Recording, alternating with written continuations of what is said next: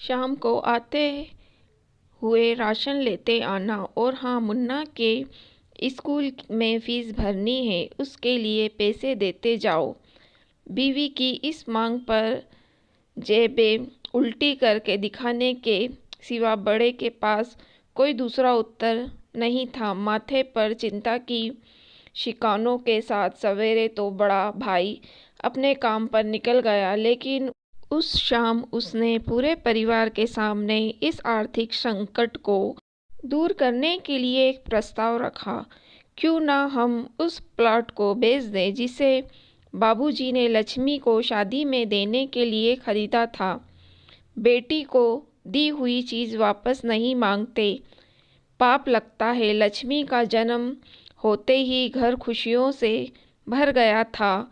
तभी तुम्हारे बाप ने ये तय कर लिया था कि ये प्लॉट लक्ष्मी का है, जो उसे उसकी शादी में दे दिया जाएगा। माँ ने अपना विरोध जताते हुए कहा, कौन सी बेटी जो प्रेम विवाह कर घर की इज्जत को खाक में मिला गई और पिता की अंतिम यात्रा में भी शामिल नहीं हुई। बड़े ने टोंट मारते हुए कहा, मेरा मुंह मत खुलवा। यहाँ कौन नहीं जानता कि लक्ष्मी को उस दिन गली के नाके से ही लौटा दिया गया था और उससे अपने पिता से आखिरी बार मिलने का हक भी छीन लिया गया था। माँ ने बेटी का पक्ष लेते हुए कहा। माँ के इस वार से दोनों बेटे चुप हो गए। ना बड़ा बेटा कुछ बोल पाया, ना छोटा बेटे के मुंह से कोई शब्द फूटा। थोड़ी देर की शांति के बाद छोटा भाई बोला, प्लॉट बेच देते हैं, पर क्या लक्ष्मी कागजात पर दस्तखत करेगी? मुझे नहीं लगता वो हमारा भला सोच भी सकती है। आखिर है तो औरत जात पुरुष की स्थिति कैसे समझ पाएगी? काफ़ी वाद विवाद और सोच विचार के बाद सब इस बात पर सहमत हुए और पड़ोस के मोहल्ले की लक्ष्मी की दोस्त को बुलाकर लक्ष्मी को घर आने का न्योता दे दिया गया। अगले दिन सुबह से गली के नाके पर खेल रहे बड़े भाई के लड़के की बुआ आ गई, बुआ आ गई की आवाज़ सुन घर वाले चौकन्ने हो गए। दोनों भाई मन में द्वेष और नफरत के साथ उसको घर में आने के लिए कहे। इसी दुविधा में थे। वो कहते हैं न, ज़रूरत के वक्त गधे को बाप बनाना पड़ता है। इसी कहावत के हिसाब से दोनों भाई बहन से बात करने के लिए तैयार हुए। दरवाजे पर जब बेटी और दामाद ने पूरे 7 साल बाद कदम रखा तो माँ की आंखें भर आई और दोनों को बड़े प्यार से घर के अंदर लेकर आई।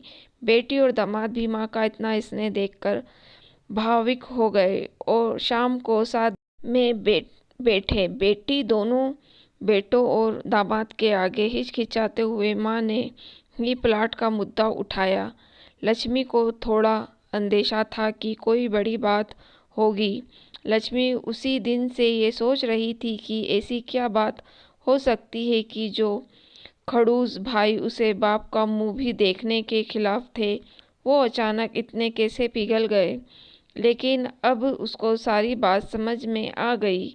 लक्ष्मी ने तिरछी नज़र से पति की तरफ देखा तो वो बोल पड़ा, देखिए माँ जी, शादी से पहले जो कुछ आपका था वो आपका ही रहेगा। उस पर मेरा या लक्ष्मी का कोई हक था ना है, नहीं भविष्य में हम मांगेंगे। इसलिए आप निश्चित होकर उस प्लाट के साथ जो करना है कीजिए। आप जहाँ कहेंगे हम वहाँ साइन कर देंगे। सुबह से अपने जीजा से नज़रें चुरा रहे दोनों भाई ने अब अपने जीजा को अच्छे से देखा। सुबह प्लाट के कागजात पर बहन के दस्तखत लेकर काम खत्म किया जाए, यह तय हुआ। सब इस मीटिंग को ख़त्म कर उठ ही रहे थे कि टीवी पर अनाउंसमेंट हुआ कि आने वाले 21 दिनों तक देश में लॉकडाउन लगाया जा रहा है। लक्ष्मी के पति ने फ़ोन पर बात करने के बाद कहा, अब हम क्या करेंगे लक्ष्मी? कल की बस भी रद्द हो गई और 21 दिनों तक कोई बस नहीं है। हम तो फंस गए।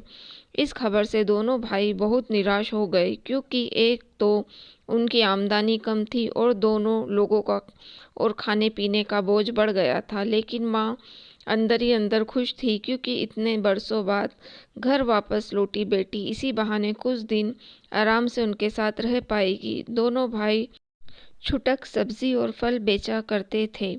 दोनों में ही लॉकडाउन के चलते और कोरोना वायरस के चलते लोगों ने उनसे सब्जियां और फल खरीदने बंद कर दिए। पहले से खराब उनकी आर्थिक स्थिति और ज़्यादा खराब होने लगी और वह मन ही मन लक्ष्मी के कदमों को अशुभ मानने लगे। बहन और जीजाजी से उनकी यह हालत छुपी नहीं थी। लक्ष्मी के कहने पर उसके पति ने दोनों भाइयों की सब्जी और फल के रेडियो पर लोहे की राड और जालियां फिट करा दी। बाजार जाकर दोनों के लिए के हाथों के दस्ताने और थोक के भाव से सब्जी और फल खरीद लाए। दोनों की रेडियां अच्छे से तैयार कर, फल और सब्जियां ढक कर दोनों भाइयों को टोपी और दस्ताने देकर जीजाजी ने उनसे कहा, एक बार इस धंधे से धंधा करके देखो, शायद आपका मुनाफा बढ़ जाए। थोड़ी आनाकानी करने के बाद दोनों भाइयों ने जीजाजी के समझाए अनुसार धंधा शुरू किया। दोनों 3 दिनों बाद ही कोरोना से घबरा लोग अब ढकी हुई फल और सब्जियां और दस्ताने और सेफ्टी का ध्यान रखते हुए बेचने वालों से ही फल और सब्जियां खरीदने लगे। इस तरह समझदार दामाद की वजह से धीरे धीरे दोनों भाइयों का धंधा अच्छा चलने लगा और उनके घर का गल्ला जो पहले खाली हो रहा था अब धीरे धीरे भरने लगा। माँ जैसे अपने मरे हुए पति से मन ही मन संवाद करने लगी। देखो जी, आपकी लक्ष्मी सच में लक्ष्मी है। उसके पांव घर में पड़ते ही घर खुशियों से भर रहा है। दोनों भाइयों के आंखों में पहले जो गुस्सा था उसकी जगह अब शर्म ने ले ली थी। वहाँ मन ही मन सोचते थे, क्या गलत किया था बहन ने जो हमने उसका साथ इतना बुरा सलूक किया। शादी ही तो की थी और शादी करने से पहले हमें बताया भी तो था। हम ही थे जो उसे स्वीकार नहीं कर पा रहे। दोनों भाइयों के मन में द्वेष और नफरत धीरे धीरे काव्य रेटिंग हो गए। 21 दिन के बाद जब दीदी और जीजाजी प्लाट के कागजात पर साइन करने लगे तब दोनों भाइयों ने उन्हें रोक लिया और उनकी माफ़ी मांगते हुए वो पेपर उन्हें देते हुए बोले, शादी के वक्त हमने आपको कोई तोहफा तो दूर की बात है आपका हक भी नहीं दिया, लेकिन अब इस प्लॉट को स्वीकार कर हमें प्रायश्चित करने का एक मौका दीजिए। सभी के आंखों में खुशी के आंसू आ गए और माँ ऊपर देखकर बोली, देखा आपकी लाडली ने आज फिर हमारा घर खुशियों से भर दिया।